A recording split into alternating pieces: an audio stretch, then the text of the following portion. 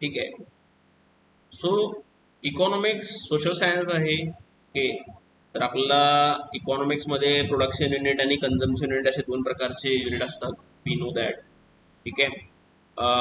आणि consumption युनिटचं motive काय आहे की मिनिमम खर्चामध्ये मॅक्झिमम सॅटिस्फॅक्शन मिळायला पाहिजे.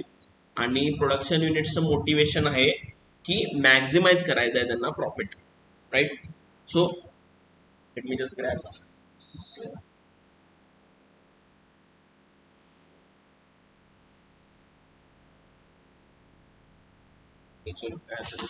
So subject matter of economics. But इकॉनॉमिक्समध्ये तुम्हाला माहित आहे की पहिल्यांदा वॉन्ट्स आहेत. वॉन्ट्सवरनं एफर्ट्स येतात आणि एफर्ट्सवरनं सॅटिस्फॅक्शन येते. आणि वेगळे वेगळे अँगल किंवा सब्जेक्ट मॅटर काय आहेत इकॉनॉमिक्सचे? प्रोडक्शन आहे, टेक्निक आणि टेक्नॉलॉजी आहे. प्रोडक्शन म्हणजे इकॉनॉमिक्समध्ये एनिथिंग, म्हणजे सर्व्हिस देणं किंवा वस्तू तयार करणं, ट्रेडिंग करणं, which is done for price. ठीक आहे, फॉर कन्सिडरेशन, फॉर प्राईज. त्याला आपण काय म्हणतोय? प्रोडक्शन म्हणतोय. घरात मम्मी जेवण बनवते त्याला काय आपण प्रोडक्शन म्हणत नाही, because she is not getting paid for it. Right. So there are four factors of production. ठीक आहे. Land, labour, capital, organisation.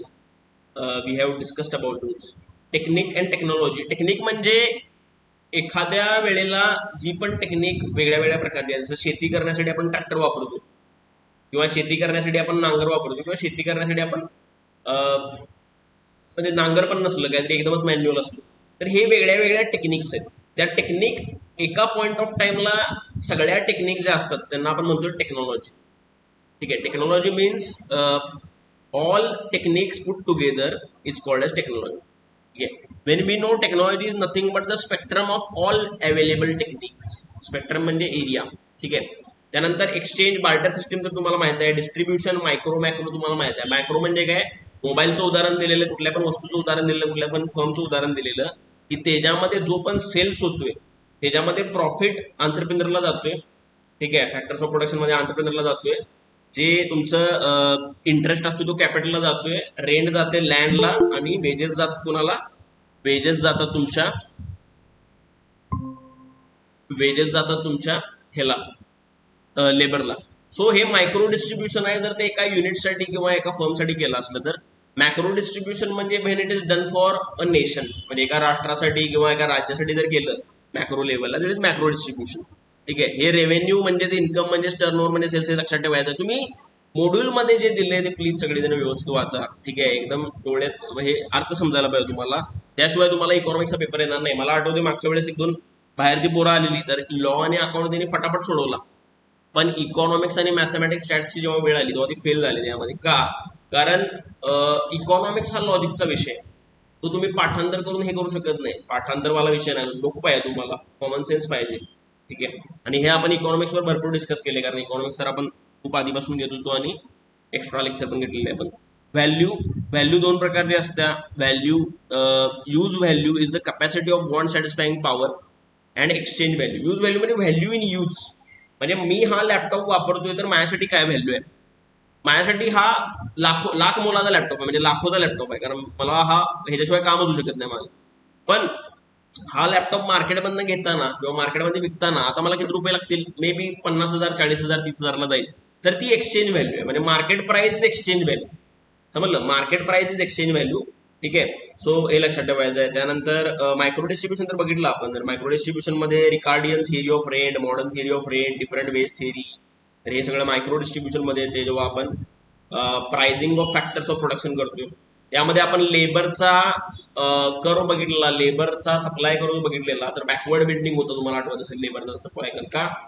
एका लेवलच्या पुढे तो म्हणतोय की बास आता आता मला लाईफ जगायचे. ठीक आहे. त्यामुळे तो सप्लाय कमी करतोय आणि प्राइस जास्त घेतोय. मॅक्रो डिस्ट्रीब्युशन, मॅक्रो तर झाले आपलं. ठीक आहे. मॅक्रो थिअरीमध्ये काय काय येते? Employment, income, planning, development, international, म्हणजे नॅशनल लेवलच्या गोष्टी ज्या असतात त्या मॅक्रोमध्ये येतात कायम, आणि छोट्या मोठ्या गोष्टी असतात त्या मायक्रोमध्ये येतात. ठीक आहे. छोट्या मोठ्या मध्ये एक unit specific, product specific. Consumption तुम्हाला माहित आहे. कन्झम्पशन आणि इन्व्हेस्टमेंट. कन्झम्पशन म्हणजे काय? की आजच मला बेनिफिट मिळणार आहे त्याचा, रेव्हेन्यू एक्सपेंडिचर टाईप आहे. ठीक आहे. जसं की फूड बाय केलं, क्लोथ बाय केले, येस येस, क्लोथ बाय केले, एअरप्लेन तिकीट, कार. ठीक आहे. हे सगळं कन्झम्पशन आहे. ओके. त्यानंतर डेफिनेशन ऑफ इकॉनॉमिक्स बघा. वेल्थ डेफिनेशन तुम्हाला माहिती आहे सगळ्यात जुनी डेफिनेशन आहे इकॉनॉमिक्सची wealth definition. JB Adam Smith यांनी केलेली. ॲडम स्मिथ तुम्हाला माहिती आहे फादर ऑफ इकॉनॉमिक्स आहे. वेल्थ ऑफ नेशन्स त्यांनी लिहिलं. JB त्यांचेच काउंटर पार्ट होते. त्यांच्या डेफिनेशन एकदम मिळतं जुळतं आहे. Economics is the study of science of wealth. आणि ॲडम स्मिथ म्हणतात की economics is the science which deals with the wealth. ठीक आहे. It's like they have copied each other. ठीक आहे. तर हे याच्यामध्ये काय म्हटलंय वेल्थ डेफिनेशन मध्ये की सगळं वेल्थच्या दृष्टिकोनातून सांगितलंय की इकॉनॉमिक्स हा फक्त वेल्दी लोकांचा विषय आहे, रिच लोकांचा विषय आहे. फक्त मटेरियल गोष्टींबद्दल बोललं गेलंय. वेलफेअर किंवा ग्रोथ असलं काही बोललं गेलेलं नाही. ठीक आहे. ज्याच्याकडे स्टेट आहे त्याकडे इकॉनॉमिक्स आहे. लोकांचं कल्याण व्हायला पाहिजे किंवा लोकांचा जॉब मिळाला पाहिजे, प्रॉपर्टी मिळायला पाहिजे असलं काही म्हटलेलं नाही त्यामध्ये. ठीक आहे. हे क्लासिकल इकॉनॉमिक्स होतं. ठीक आहे. तर हे जे तुम्ही वाचू शकताय की ॲडम स्मिथ म्हणतोय की man is an economic man वगैरे वगैरे. त्यानंतर क्रिटिसिझम झालं या थिअरीचं की हे थिअरी काय गॉस्पेल ऑफ मॅमोन आहे. गॉस्पेल ऑफ मॅमोन म्हणजे काय की अननेसेसरी इम्पॉर्टन्स देत्या वेगळ्या वेगळ्या गोष्टींना लाईफच्या, म्हणजे मटेरियल गोष्टींना. ही फक्त आपण म्हणतो ना की पैशाच्या मागं पडतोय, तर ही थिअरी तशी आहे. असं टीका झाली त्याच्यावर. आणि वेलफेअर वगैरे काय नाही. त्यानंतर आली वेलफेअर डेफिनेशन जी आली अल्फ्रेड मार्शल यांनी दिली. अल्फ्रेड मार्शल हे क्लासिकल इकॉनॉमिस्टच होते, हे लक्षात ठेवायचं आहे. 1850s मध्ये होते ते. ॲडम स्मिथचे कोण होते? स्टुडंट होते बेसिकली एक प्रकारे. He was the follower of Adam Smith. आणि त्यांनी principle of economics, political economy नावाचे हे लिहिले, पुस्तकं लिहिले.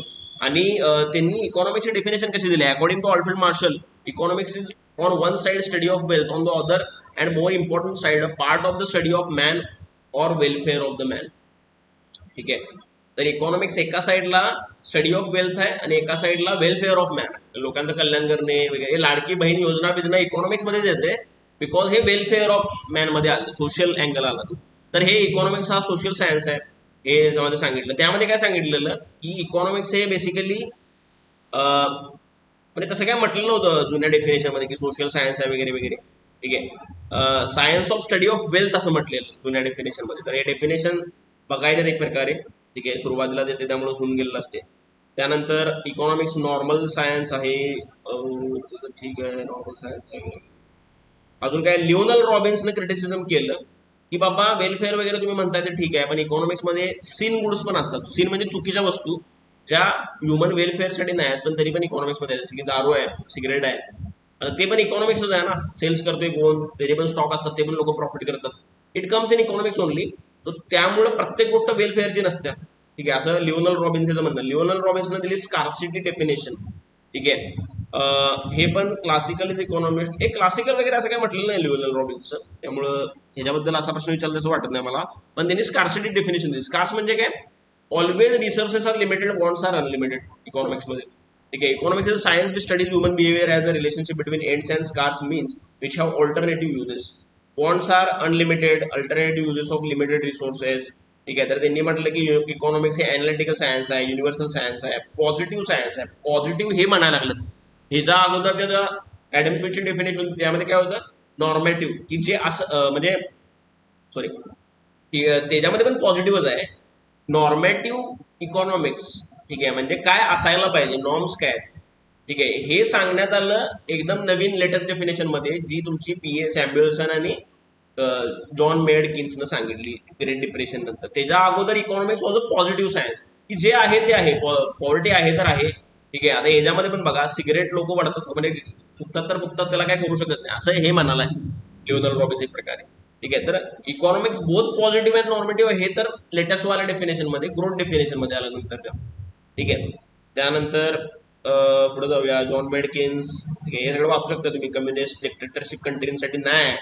कोणाची? लिओनल रॉबिन्सची डेफिनेशन, ग्रोथ डेफिनेशन. जॉन मेडकिन्स, P.A. सॅम्युएल्सन.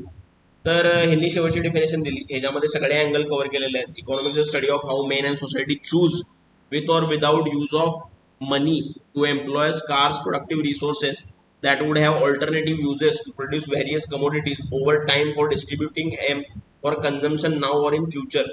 ठीक आहे. तर सगळे अँगलनी कव्हर केलं की स्कार्स रिसोर्सेस कन्झम्पशन करतोय. ठीक आहे. वगैरे वगैरे. तर ही सगळ्यात लेटेस्ट वाली डेफिनेशन आहे. आता स्कोप ऑफ इकॉनॉमिक्स मध्ये बघा की ट्रॅडिशनल अप्रोच मध्ये काय होतं, economics was a social science. त्यानंतर it studies man's behaviour as a rational social being. It considered as a social science of wealth. Wealth was considered as means to end, ठीक आहे, वगैरे वगैरे. Modern approach economic problem and suggesting policy measure. म्हणजे modern approach मध्ये लक्षात आलं की economics मध्ये, जुन्या इकॉनॉमिक्स मध्ये काय असायचं ट्रॅडिशनल मध्ये, की काय करायचं नाही गव्हर्नमेंटनं, मिनिमम गव्हर्नन्स पाहिजे असं. काय झालं, इकॉनॉमिक म्हणजे बंद जरी पडायला लागली तरी गव्हर्नमेंटनं काय करायचं. पण आता मॉडर्न अप्रोच मध्ये काय आलं की नाही, गव्हर्नमेंटनं मध्यस्थी करायची आहे आणि त्यांनी खर्च करायचा आहे. खर्च केल्यामुळे काय होईल, वेगळे वेगळे प्रोजेक्ट्स आणायचे आहेत, रोड बांधायचे आहेत, हॉस्पिटल टाकायचे आहेत. त्याच्यामुळे काय होईल, लोकांना पण फायदा होईल आणि लोकांना जे काम करणार त्यांना रोजगार मिळेल. आणि ती सायकल जी तुमची आहे की एकाला रोजगार मिळाला की तू जाऊन खर्च करणार, त्यानंतर परत डिमांड येणार, मग ही सायकल सुरू होईल. म्हणून मॉडर्न अप्रोच मध्ये हे डिस्कशन झालं. इकॉनॉमिक्स क्लासिकल मध्ये पॉझिटिव्ह सायन्स होतं, पण ह्याच्यामध्ये पॉझिटिव्ह नॉर्मेटिव्ह दोन्ही आहे, लक्षात घ्या मॉडर्न मध्ये. ठीक आहे, की तुम्हाला जे आहे बरोबर आहे, पॉवर्टी आहे पण ती मिटायला पाहिजे, हे पण डिस्कशन केले पॉझिटिव्ह सायन्स मध्ये. ठीक आहे, म्हणजे वेलफेअरचा अँगल पण आहे याच्यामध्ये. ठीक आहे, welfare economics and growth economics are more नॉर्मेटिव्ह than positive. Obviously welfare करायचं लोकांचा आणि ग्रोथ करायची इकॉनॉमीची, हे नॉर्मेटिव्ह आहे की व्हायला पाहिजे, रादर दॅन की पॉझिटिव्ह. ठीक आहे, पॉझिटिव्ह मध्ये काय, जसं आहे तसं चालू आहे. ठीक आहे, मायक्रो अँड मॅक्रो इकॉनॉमिक्स, तर रॅगनर फ्रेश त्यांनी टर्म कॉइन केली. मॅक्रो ग्रीक वर्ड मिक्रोज पासून आला, इंडिव्हिज्युअल युनिट्स, कंझ्युमर, फर्म. ठीक आहे, तर याच्याबद्दल जास्त डिस्कशन करत नाही मी, because you all know it. ठीक आहे, तर मायक्रो इकॉनॉमिक्स मध्ये एक थिअरी आहे, that is called as price theory, म्हणजे मायक्रो डिस्ट्रीब्युशन. ठीक आहे, तर हे वेगळ्या वेगळ्या थिअरीज मायक्रो इकॉनॉमिक्स मधल्या. Demand analysis, supply analysis. Demand करतो आपण बघतोय की इन्क्रीज और डिक्रीज, एक्सटेन्शन, कॉन्ट्रॅक्शन. त्यानंतर थिअरी ऑफ फॅक्टर प्राइसिंग, हे मॅक्रो लेवलच्या प्राइसिंग जे आहेत, रेंट, वेजेस, इंटरेस्ट, प्रॉफिट, ते पण मायक्रो इकॉनॉमिक्स मधला आहे. Production theory, consumption theory micro economics मधला आहे. ठीक आहे, मॅक्रो इकॉनॉमिक्स म्हणजे मी ग्रीक वर्ड मॅक्रोज वरनं आलं, ते नॅशनल इन्कम, फुल एम्प्लॉयमेंट वगैरे वगैरे सगळं मॅक्रो इकॉनॉमिक्स मध्ये. ते गार्डनर एक्ली यांचं म्हणणं आहे की ऍग्रिगेट मध्ये तुम्ही एखाद्या गोष्टीचं डिस्कशन करताय, की एका स्टेटची एम्प्लॉयमेंट, एका स्टेटमधली गरिबी, एका स्टेटची ग्रोथ, एका देशाची ग्रोथ. ठीक आहे, हे मॅक्रो इकॉनॉमिक्स. ठीक आहे, स्कोप ऑफ मॅक्रो इकॉनॉमिक्स, तर ते सायकल्स, इन्फ्लेशन. तुम्हाला आठवते मुव्हिंग एव्हरेज मध्ये आपण ते सायकल बोललेलो, जे वर्षावर्षांमध्ये असते, दॅट इज मॅक्रो इकॉनॉमिक्स होईल, कारण वर्षावर्षामध्ये म्हणजे मॅक्रो इकॉनॉमिक्स. ठीक आहे, सो चलो, त्यानंतर मॅक्रो इकॉनॉमिक्स ऍक्च्युली नंतर इम्पॉर्टन्स मध्ये आलं, जेव्हा मॉडर्न इकॉनॉमिक्स आलं तेव्हा मॅक्रो इकॉनॉमिक्सला इम्पॉर्टन्स आला. अरे देशाबद्दल पण विचार करायचा असतो, त्या अगोदर ते मायक्रो होते जास्त, म्हणजे डिमांड वगैरे सगळं मायक्रो होतं ते ऍडम स्मिथ वालं. आणि मॅक्रो कधी आलं की अरे जीडीपी ग्रोथ महत्वाची असते, एम्प्लॉयमेंट महत्वाची असते, नाहीतर प्रॉब्लेम येऊ शकतो, हे नंतर आलं. Scope of macro, theory of output and employment, consumption, investment theory, theory of trade cycle, theory of inflation. ठीक आहे, हे मॅक्रो इकॉनॉमिक्स ना अतिशय महत्वाचं आहे, अतिशय महत्वाचं आहे. म्हणजे तुम्हाला नॉर्मल बिझनेस जरी करायचा असला, स्टॉक मार्केटमध्ये जरी काम करायचं असलं, तुम्हाला इकॉनॉमिक्स आल्याशिवाय तुम्हाला येतच नाही. मला ते फाउंडेशनचं पुस्तक आहे, त्याशिवाय तुम्हाला स्टॉक मार्केटमध्ये कामच करता येणार नाही अभ्यास केल्याशिवाय. ठीक आहे, एवढं महत्वाचं आहे ते, बट लोकांना कळत नसते. लोकांना वाटतं इकॉनॉमिक्स तर असाच एक विषय आहे, लोक वेगळे वेगळे फालतूचे विषय अभ्यास करतात पण इकॉनॉमिक्स अभ्यास करतात. चलो, level of output and employment वगैरे वगैरे. ठीक आहे यार, तुम्हाला माहित आहे की इन्फ्लेशन मध्ये काय, general price, general increase in general price level, म्हणजे ओव्हरऑल प्राइस सगळ्या वाढल्या म्हणजे इन्फ्लेशन आलं. आता युद्धामुळे सगळ्या प्राइस वाढायला बघा, हळूहळू तुम्हाला जाणवत असेल. ठीक आहे, कळलं. चलो, इकॉनॉमिक्स आर्ट आहे का सायन्स आहे, तर हे बघितले आधी, आर्ट्स पण आहे सायन्स पण आहे. आर्ट्स काय बाबा, कारण आर्ट्स म्हणजे काय की काहीतरी प्रॅक्टिकली अप्लाय करायचं. ठीक आहे, आणि सायन्स म्हणजे काय की थिअरी मांडायच्या. थिरोटिकल जास्त आहे सायन्स, आर्ट प्रॅक्टिकल जास्त आहे. इकॉनॉमिक्स तर दोन्ही पण आहे बेसिकली. ठीक आहे, सायन्स किन्सने डिफाईन केले, art, art is a system of rules for attainment of given end. आणि सायन्स म्हणजे काय, systematic body of knowledge which traces the relationship between cause and effect. Okay, चलो हे तर झालं. इकॉनॉमिक्स नॉर्मेटिव्ह आहे का काय, हे तर डिस्कस केले आपण आता यापुढे. डिडक्टिव्ह मेथड आणि inductive method. Deductive method simple एवढंच वाचायचं आहे. डिडक्टिव्ह म्हणजे काय, एका नॉर्मल ऑब्झर्वेशन थिअरी मांडली. ठीक आहे, आणि इंडक्टिव्ह म्हणजे जी थिअरी किंवा ऑब्झर्वेशन आहे त्याच्यामध्ये मायक्रो लेवलला डाटाचं अनालिसिस केलं आणि ती थिअरी रिवाइज केली किंवा करेक्ट केली. जसं की demand supply theory is deductive, की बाबा प्राइस वाढली की डिमांड कमी येते, everybody knows, just with the observation we can determine that. Deductive method आहे. इंडक्टिव्ह मेथड म्हणजे काय, जो लॉ ऑफ व्हेरिएबल प्रपोर्शन्स आहे किंवा law of returns to scale आहे, त्याच्यामध्ये आपण काय बघितलं, ऍव्हरेज व्हेरिएबल कॉस्टचा जो कर्व असतोय, ठीक आहे, तो यू शेप्ड असतो. ते वर्ण कळत नाही ना, डाटामध्ये घुसून बघितल्यावर then you will observe that की बाबा हा थोडासा यू शेप्ड असतो याला. ठीक आहे, का, इन्क्रीजिंग रिटर्न्स, कॉन्स्टंट रिटर्न्स, आणि त्यानंतर डिक्रीजिंग रिटर्न, त्यामुळे कॉस्ट वाढतोय शेवटी शेवटी, पहिल्यांदा कमी होतोय. ठीक आहे. तर हे सगळं आता याच्यामध्ये डिडक्टिव्ह मेथडमध्ये law of diminishing marginality, law of equi marginality, law of consumer surplus आठवतो ना तुम्हाला. Whatever consumer is ready to pay for particular commodity minus market price of that commodity. जसं की क्लासच्या संदर्भात आता क्लासची फी काय आहे, किती 11,000 झाले आता पाऊंडची. तर people are ready to pay like may be 20,000 and that is consumer surplus. त्याच्या वर प्राइस नेली की people will not come, because तो बघणार काय की माझ्या सॅटिस्फॅक्शन पेक्षा जास्त प्राइस द्यायला लागला, then he will not come, at least तेवढी तरी पाहिजे कॉमन. ठीक आहे. त्यानंतर इंडक्टिव्ह मेथड, हिस्टोरिकल मेथड म्हणतात त्याला, स्टॅटिस्टिकल मेथड म्हणतात. ही स्टॅटिस्टिक्सचा वापर करून आपण हे करतोय. ठीक आहे, हे लक्षात ठेवायचं. हे येऊ शकते, बरेच दिवस ह्याच्यावर प्रॉब्लेम आलेला नाही, त्यामुळे येऊ शकतोय. Central problems of all economies. तर काय प्रॉब्लेम्स आहेत इकॉनॉमीचे, आपण काल एक प्रश्न बघितलेला आहे याच्यावर. तर इकॉनॉमीचे 3 प्रॉब्लेम आहेत. व्हॉट टू प्रोड्यूस, म्हणजे तुम्ही काय प्रोड्यूस करणार आहे, कॅपिटल गुड्स प्रोड्यूस करणार आहे का कंझ्युमर गुड्स प्रोड्यूस करणार आहे. की तुम्ही जसं ट्रॅक्टर प्रोड्यूस केला, तर ट्रॅक्टर कोण काय खात नाही ना ट्रॅक्टर, किंवा आनंदासाठी वापरत नाही, इट्स अ कॅपिटल गुड. पण कार आहे, इट्स अ कंझ्युमर गुड. पण तो डिसिजन तुम्हाला इकॉनॉमीमध्ये घ्यायचा, कसं करायचं. ठीक आहे, रोड बनवायचा आहे का लाडकी बहीणमध्ये पैसे वाटायचे. रोड बनवले तर काय होणार, कॅपिटल तयार होणार, त्याचा बेनिफिट फ्युचरमध्ये मिळणार. आणि लाडकी बहीणचं तर काय असं लगेच लगेच ते गेलं लोकांच्या हातात, तेवढं झालं. त्यानंतर हाऊ टू प्रोड्यूस, म्हणजे लेबर इंटेन्सिव्ह वापरणार आहे का कॅपिटल इंटेन्सिव्ह टेक्निक वापरणार आहे. ठीक आहे, एआय वापरणार आहे तर कॅपिटल इंटेन्सिव्ह आहे. लेबर इंटेन्सिव्ह म्हणजे काय, मॅन्युअल, तुम्ही भरपूर एम्प्लॉयमेंट जनरेट करणार आहे. त्यानंतर for home to produce, poor का रिच लोकांसाठी. तर सोशलिस्ट इकॉनॉमी असत्या, तर इंडिया मिक्स्ड इकॉनॉमी आहे लक्षात ठेवायचं, सोशलिस्ट आणि कॅपिटलिस्ट. तर तिथं आपण काय करतो, पुअरसाठी पण थोडंसं लक्षात ठेवतोय. ठीक आहे. आता कुठली अशी एक प्रकारची इकॉनॉमी जगात राहिली नाही की पूर्ण सोशलिस्ट किंवा पूर्ण कॅपिटलिस्ट. कॅपिटलिस्टकडे ओढा जगाचा जास्त आहे. ठीक आहे, कारण सोशलिस्टमध्ये प्रॉब्लेम काय होतोय की लाडकी बहीणचा विचार करा तुम्ही, जर आता तुम्ही 1,500 रुपये देताय, आता त्यामध्ये तुम्ही वाढवत 15,000 नेलं तर कोण काम करणार. जो काम करणार आहे तो पण म्हणणार की बाबा काम करून काय फायदा नाही, हे तर फ्रीमध्ये मिळायला लागले. असं करत करत सगळेजण बंद करतील आणि इकॉनॉमी स्लो डाऊन होईल, कारण कोणच काम करणार, मग पैसे द्यायला कोणाकडनं घेणार ते पैसे. That is the problem with socialist economy. त्यानंतर next is utility. Utility is a measure by which a consumer scale of preference on good or service is quantified.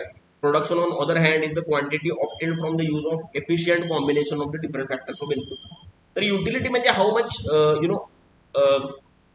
मला किती बेनिफिट आहे त्या कमोडिटीचा, म्हणजे मला किती उपयोग आहे.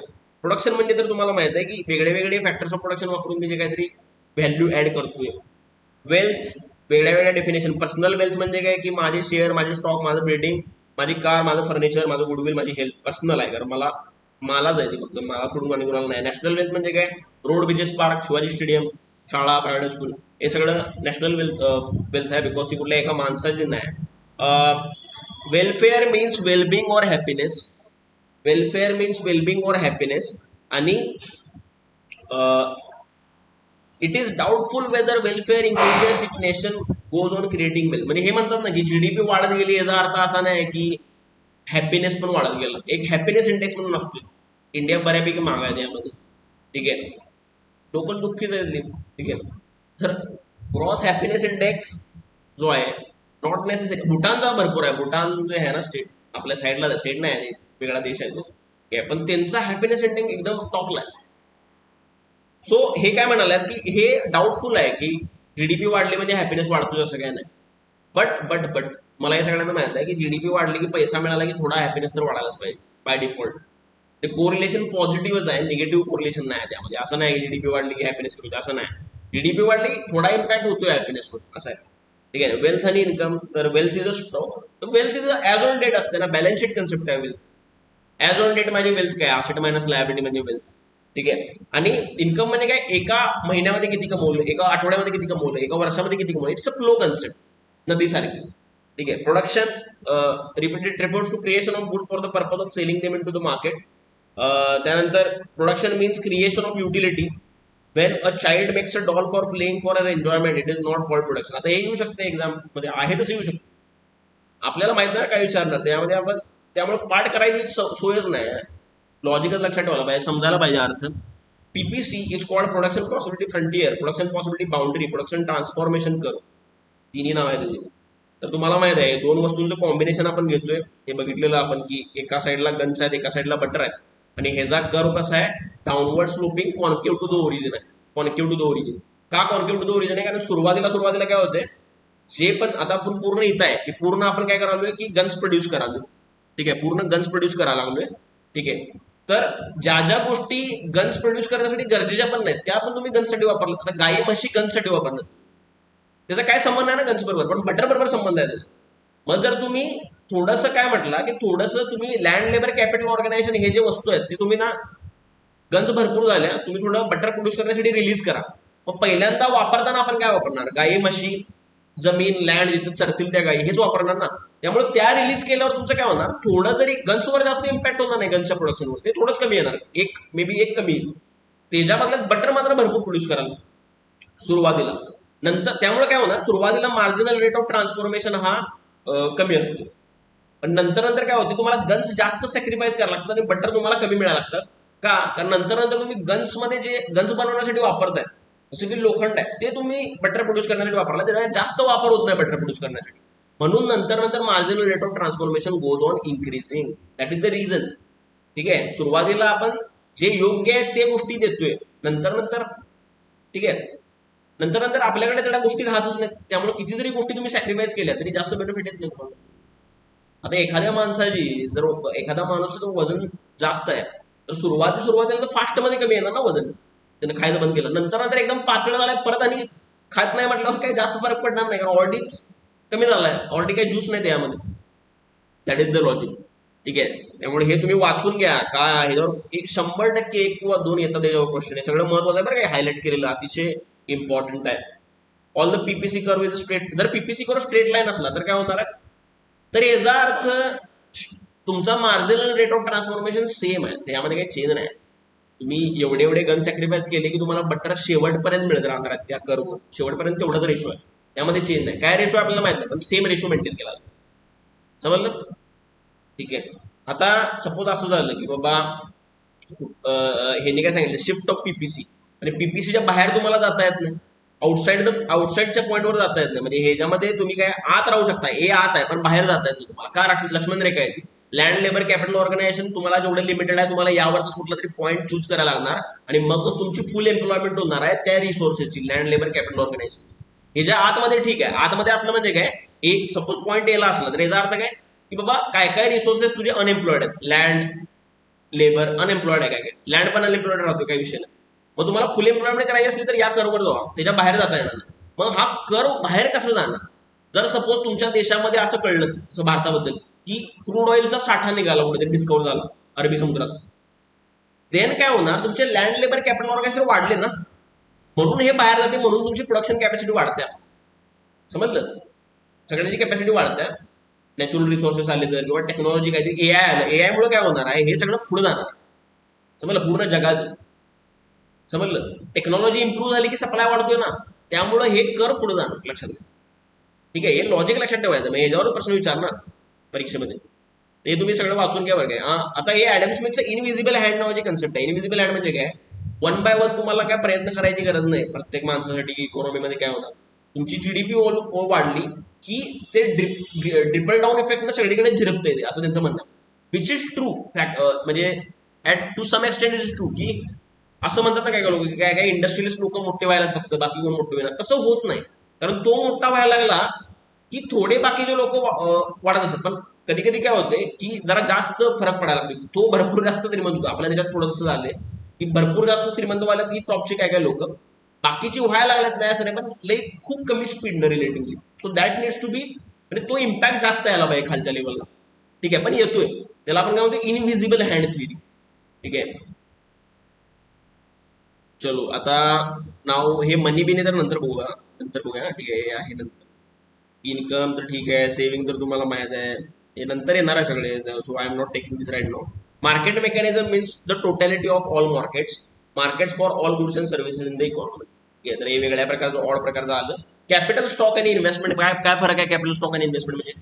आपण बेंचेसचं उदाहरण दिलं की माझ्याकडे मागच्या वर्षीपर्यंत 20 बेंचेस होते, यावर्षी मी 20 अजून ऍड केले, तर यावेळेस ती इन्व्हेस्टमेंट आहे ना माझी, कारण कॅपिटल गुड आहे, ते इन्व्हेस्टमेंट आहे. त्याचा बेनिफिट काय, मी काय खात नाही बेंचेस, मला फ्युचरमध्ये मिळणार आहे. ठीक आहे, सो बेंचेस इज असेट, म्हणजे इन्व्हेस्टमेंट आहे ती. मग यावर्षी मी 20 इन्व्हेस्टमेंट केली. ठीक आहे, हा खर्च केला मी, कॅपिटल एक्सपेंडिचर केला, इन्व्हेस्टमेंट केली यावर्षी 20 बेंचेसची. पण माझा स्टॉक किती आहे आता, मागच्या वर्षीचा 20 अधिक यावर्षीचा 20 40 आहे. सो त्याला आपण म्हणतो कॅपिटल स्टॉक. मग कॅपिटल स्टॉक म्हणजे काय की मागच्या वर्षीपर्यंत तुझा कॅपिटल स्टॉक किती होता प्लस या वर्षीची इन्व्हेस्टमेंट. समजलं. So that is called as capital stock.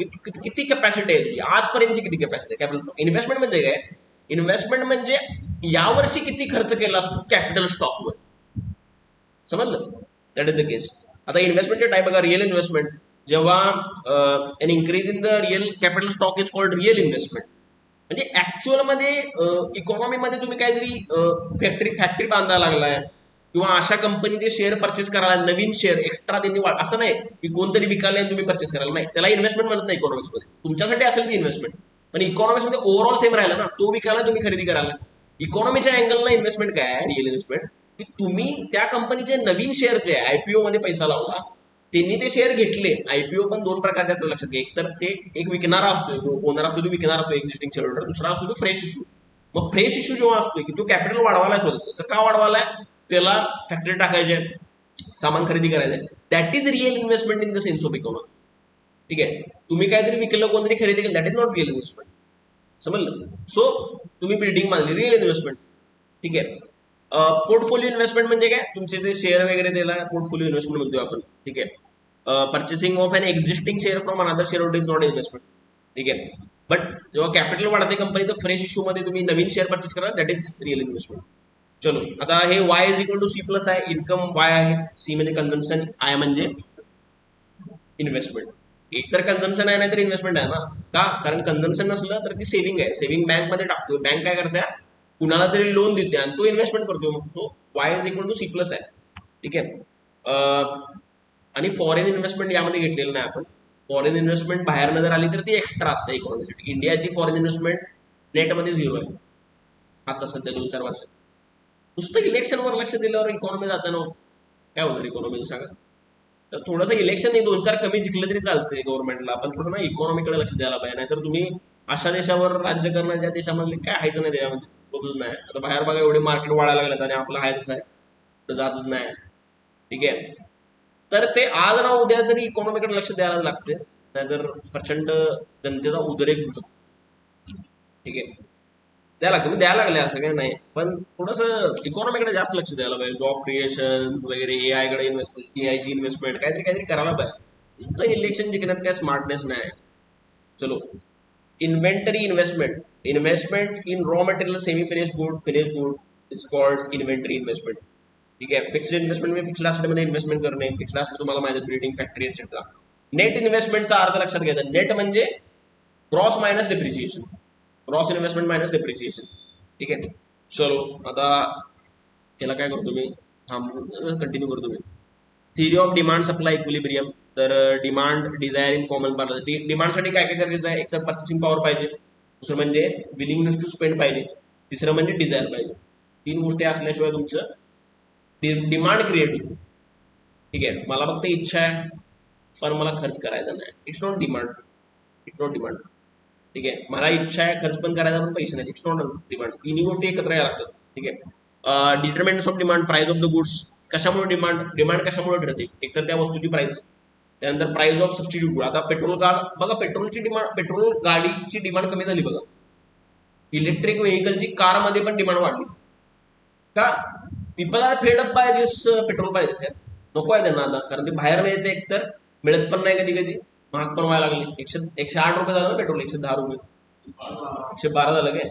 तर सो त्यामुळं जर इलेक्ट्रिक व्हेकल आता घरामध्ये पाहिजे. काय रे, काय आहे तुमच्याकडे आहे इलेक्ट्रिक व्हेकल, कधी काय झालं.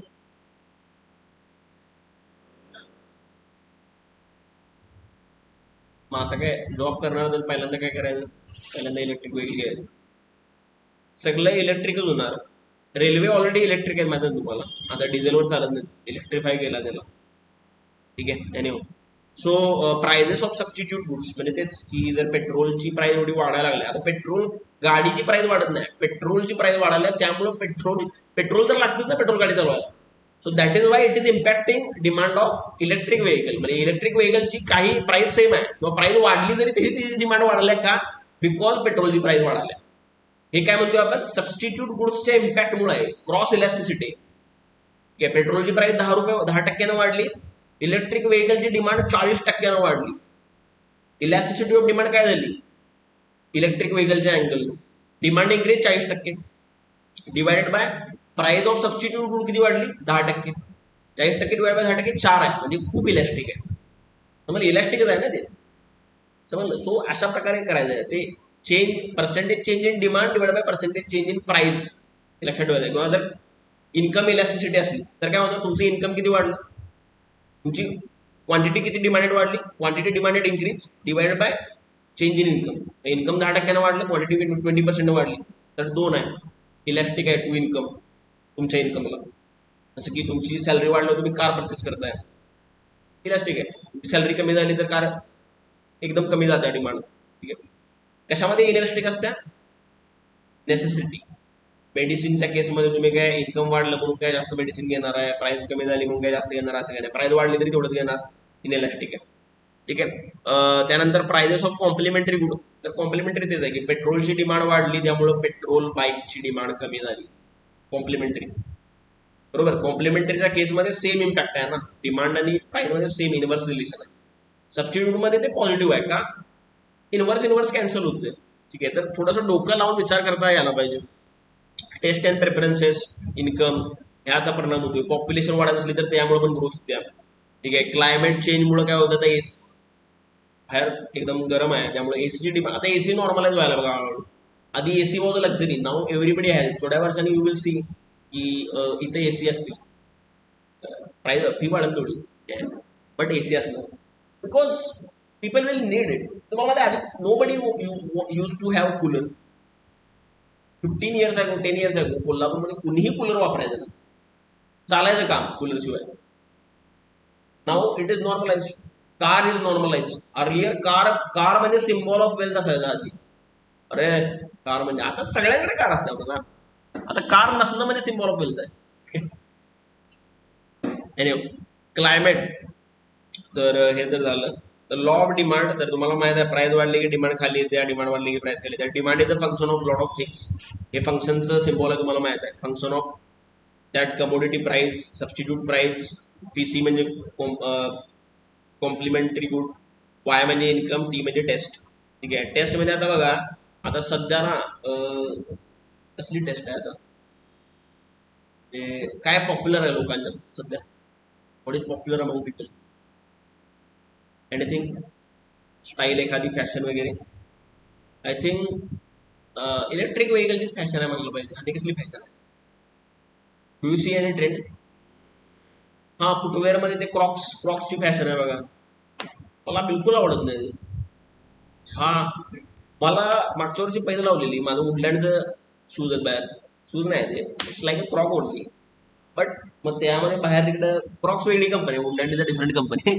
तर मला जेनझी, तुम्ही लोक सगळे म्हणाले, जेनझी मला पूर्ण म्हणाले की वुडलँड खराब दिसते, एकदम अंकल सारखं दिसते. ठीक आहे. मला आश्चर्याचा धक्का बसला, बिकॉज वुडलँड यार 20-30 years झालं Woodland is like on top, की बाबा श्रीमंत लोक घालतात वुडलँड, असं असायचं. नाव may be it is change. जेनझीला क्रॉक्स आवडतात. ठीक आहे. मला नाही आवडत क्रॉक्स. एकदम असं वाटतं की रंगमंदी खेळायला आलायस काय असं वाटतं. ठीक आहे. आंघोळीला घालताना घालायचे असतात क्रॉक्स वाटतं मला, प्लास्टिकचे असतात का ते, काय माहित काय. वुडलँड एकदम लेदर यार, प्युअर. ठीक आहे. आता हे डिमांड शेड्यूल बघा, डिमांड शेड्यूल आपण प्रश्न वाचलेला काल. इंडिव्हिज्युअल डिमांड शेड्यूल म्हणजे एका माणसाला वेगळ्या वेगळ्या प्राइसला सेम वस्तूचं काय म्हणजे डिमांड आहे.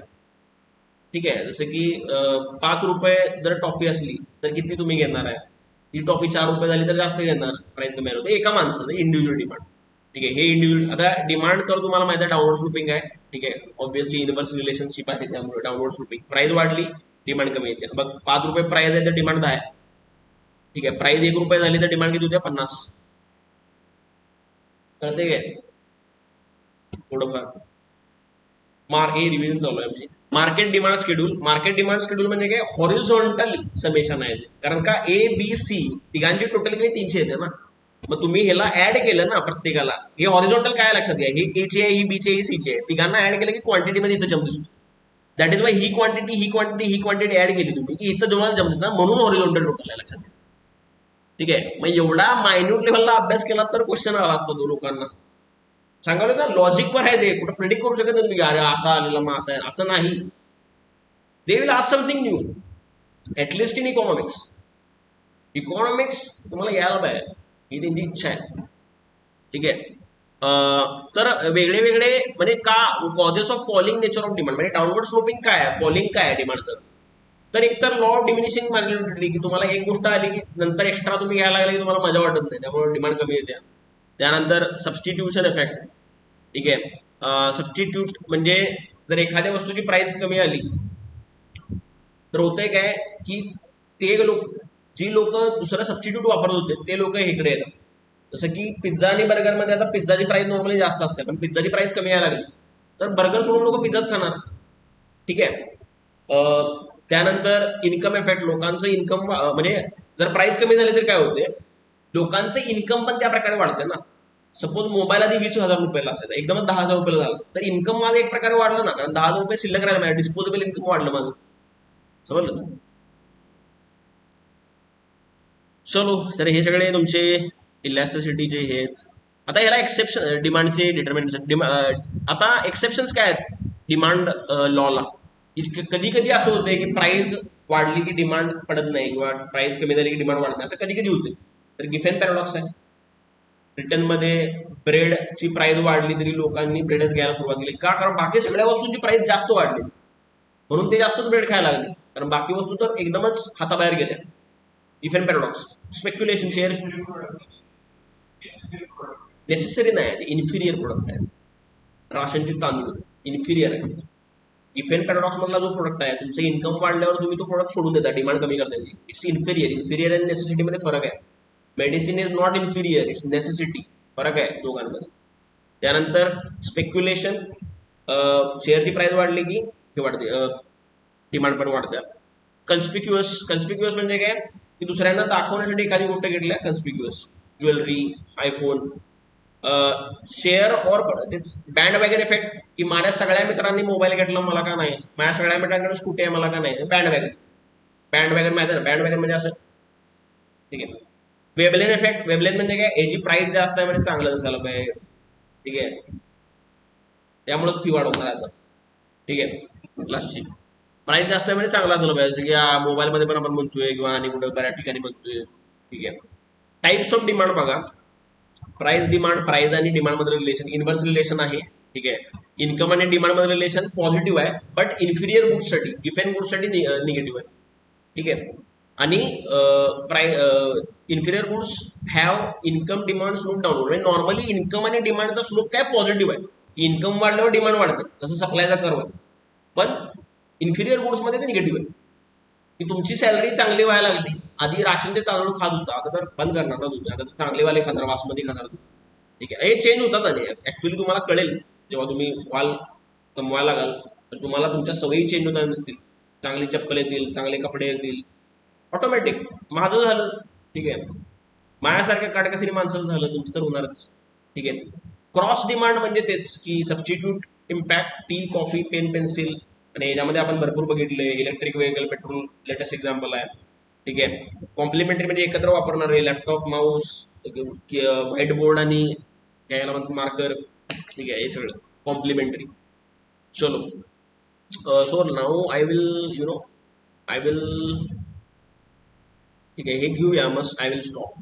Extension and contraction increase and decrease. Extension म्हणजे काय when other things remain constant and there is change in demand just because of change in price, that is extension or contraction. ठीक आहे. म्हणजे तोच डिमांड कर्व आहे त्याच्यामध्येच price वाढली की डिमांड कमी आल्या, डिमांड वाढली की प्राइस कमी झाली की डिमांड वाढायला लागला. That is extension. डिमांड कमी आली तर कॉन्ट्रॅक्शन डिमांड. इन्क्रीज और decrease on the other hand की प्राइस सेम आहे but because of other things like तुमचं इन्कम वाढलं किंवा सबस्टिट्यूट गोष्टीची प्राइस वाढली.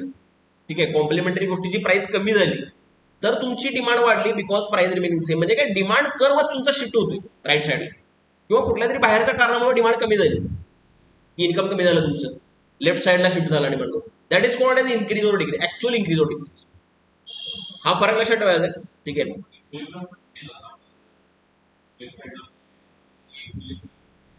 काय चेंज इक्विलिब्रियम चेंज होतो ना, इथं ईचा E2 झाला कारण लेफ्ट साईडला गेला, इथं E1 झाला राईट साईडला गेला. बघा सप्लायच्या केसमध्ये पण राईटवर्ड शिफ्ट आणि लेफ्टवर्ड शिफ्टचा अर्थ तोच आहे. सप्लाय राईटवर्ड शिफ्ट झाला तर सप्लाय वाढला, कारण क्वांटिटी एक्स ऍक्सिसवर आहे ना. मग कुठला पण करो एक्स राईट साईडला शिफ्ट झालं तर क्वांटिटी वाढली, लेफ्ट साईडला शिफ्ट झालं क्वांटिटी कमी झाली. नाहीतर डिमांड सप्लाय उलटा आहे म्हणून असं विचार करायचा नाही. ठीक आहे, तर हे लॉजिकली घेण्याची गोष्ट आहे.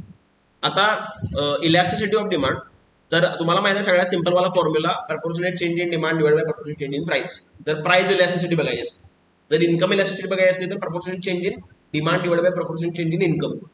ठीक आहे, त्यानंतर क्रॉस गुड सबस्टिट्यूट गुड त्याची पण सेम काढता येते. वरती डिमांड ठेवायचे चेंज, खाली तुमचं जे पण ज्याच्या बेसिसवर तुम्ही डिमांडला चेंज अनालाइज करायचं ते ठेवायचं. प्रपोर्शनेट म्हणजे पर्सेंटेज कसं काढायचं तुम्हाला माहिती आहे चांगल्या प्रकारे. ओरिजिनल घ्यायचं त्याच्यावर चेंज किती आहे ते करायचं. तर एवढं तुम्हाला सगळ्यांना येते, एवढं यायलाच पाहिजे लाईफमध्ये. ठीक आहे, चलो. आणि याच्यामध्ये आपण टाइप्स बघितलेले की परफेक्टली इलास्टिक म्हणजे काय, काही जरी चेंज झाला नाही तरी डिमांड चेंज होते. प्राइस मध्ये चेंजच नाही पण डिमांड मध्ये चेंज आहे. होते कसं, प्राइस मला चेंज 0 आहे म्हणजे डिनॉमिनेटरला 0 आहे, न्यूमिनेटरला 1 जरी असला तरी ती इन्फिनिटी झाली ना. That is called as perfectly elastic demand. म्हणजे काय, तुमचा डिमांड कर्व कसा आहे, त्यामध्ये प्राइस सेम आहे, म्हणजे प्राइस सेम कुठं असणार, वाय ऍक्सिसवर एक पॉईंट सेम आहे, क्वांटिटी फ्लक्च्युएट व्हायला. म्हणजे असा आहे ना, पॅरल टू एक्स ऍक्सिस म्हणून तरी म्हणजे काय पण येऊ शकते. ठीक आहे, असा कर्व आहे तुमचा. कशामध्ये असतो हा, परफेक्ट कॉम्पिटिशन. परफेक्ट कॉम्पिटिशन आठवते का नाही, average revenue is equal to marginal revenue is equal to, तोच तर डिमांड कर्व आहे. That is demand curve only. Revenue curve म्हणजे डिमांड कर्व. समजलं, हे पटत नाही पण पटवून घ्या. पटायला लई वर्ष झालं, मला पण पूर्ण पटलेलं नाही पण तसंच आहे. ठीक आहे, इकॉनॉमिक्स मध्ये lot of things are like थोड्या सोप्या आहेत आणि थोड्या कॉम्प्लिकेटेड आहेत. ठीक आहे, पण लक्षात घ्यायचं. आणि परफेक्टली इनइलास्टिक म्हणजे काय, त्याच्या उलट म्हणजे परपेंडिक्युलर. परफेक्टली इनइलास्टिक डिमांड म्हणजे काय, प्राइस किती पण चेंज होऊन दे डिमांड सेम आहे. जसं की मेडिसिन, बघा परफेक्टली इलास्टिक डिमांड अशी कुठं नसत्या, पण त्याच्या जवळपास जातं. जसं की पेट्रोलच्या प्राइसमध्ये 1 रुपया चेंज झाला तर डिमांड 1 रुपया वाढली तर डिमांड थोडी कमी येते, लोक कमी खर्च करायला लागतात. 1 रुपया कमी झालं तर डिमांड वाढते, लोक जास्त भरून घेतात पेट्रोल. तर ते थोडंसं परफेक्टली इलास्टिकच्या जवळ जाते, म्हणजे परफेक्टली इलास्टिक नाही, ते रिलेटिव्हली इलास्टिक आहे. ठीक आहे, आणि परफेक्टली इलास्टिक जसं मेडिसिन आहे किंवा छोटी एकदम गरजेची वस्तू आहे, सॉल्ट आहे, ते प्राइस डबल जरी झाली तरी डिमांड सेम राहणार ना, म्हणजे ती क्वांटिटी सेम आहे. त्यामुळं परपेंडिक्युलर टू एक्स ऍक्सिस आहे. एक्स ऍक्सिसला काय आहे त्याच्यानं विचार करायचा. ठीक आहे, रिलेटिव्हली इलास्टिक तुम्हाला माहिती आहे, ह्याच्यावरून शिकवलेलं मी की तुमचा जो कर्व आहे तो फ्लॅटिश असला, फ्लॅट कुठला असतो, परफेक्टली इलास्टिक वाला. त्यामुळे फ्लॅटिश जर एखादा कर्व आहे तो रिलेटिव्हली इलास्टिक आहे. का, कारण त्याच्या डिमांडचा एरिया जास्त आहे, प्राइसचा कमी आहे, म्हणजे प्राइसचा डिमांडवर जास्त इम्पॅक्ट आहे ना, म्हणून इलास्टिक. असं आपण लॉजिक वेगळे वेगळे लावलेले तुम्हाला आठवत असेल. ठीक आहे, हे इलास्टिक डिमांड लक्झरी गुड्स मध्ये असते जास्त. जरा कार आहे, एसी आहे, थोडे जरी प्राइस कमी झाले जास्त डिमांड वाढला. जीएसटी मुळे प्राइस 8-10% कमी झाली, डिमांड 20-30% वाढली. बरोबर, हे ज्वलंत उदाहरण आहे आपल्या नजरेसमोर. नेसेसरी गुड्स मध्ये इनइलास्टिक असते रिलेटिव्हली. नेसेसरी म्हणजे कुठली, जशी की तुमचं एज्युकेशन मटेरियल आहे किंवा अजून काय तुमचं भाजीपाला पण नेसेसिटी आहे, त्यामध्ये थोडी प्राइस वाढली एवढा इम्पॅक्ट होणार नाही, म्हणजे डिमांड थोडीच राहणार. युनिटरी इलास्टिक म्हणजे काय, की जेवढा चेंज डिमांडमध्ये आहे तेवढा चेंज प्राइसमध्ये आहे तेवढा चेंज डिमांडमध्ये आहे.